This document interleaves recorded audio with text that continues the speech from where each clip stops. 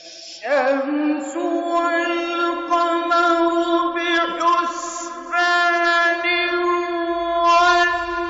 والنجم والشجر يسجدان والسماء رفعها ووضع الميزان ألا تطغوا في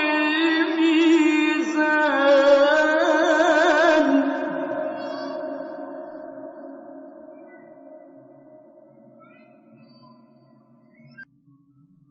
وأقيموا الوزن بالقسط ولا تخسروا الميزان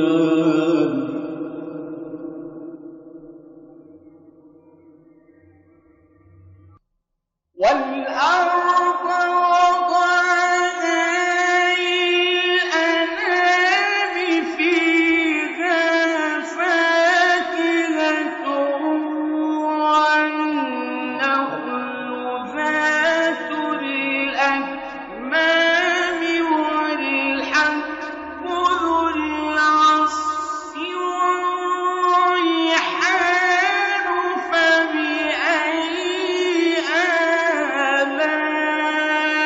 آلاء ربكما تكذبان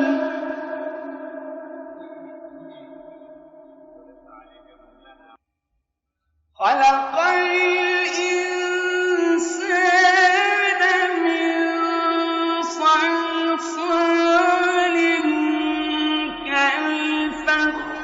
كالفخار وخلق الجان من مارج من نار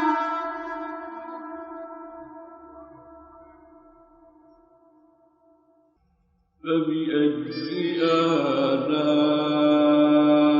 آلاء ربكما تكذبان رب المشرقين ورب المغربين فبأي آلاء ربكما تكذبان مرج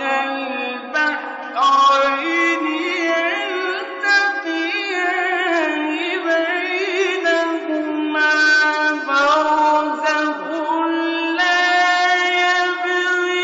يبغيان فبأي آلاء ربكما تكذبان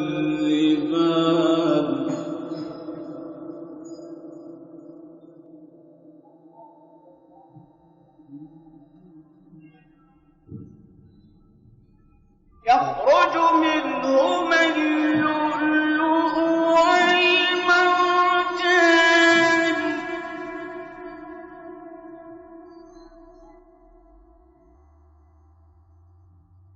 فبأي آلاء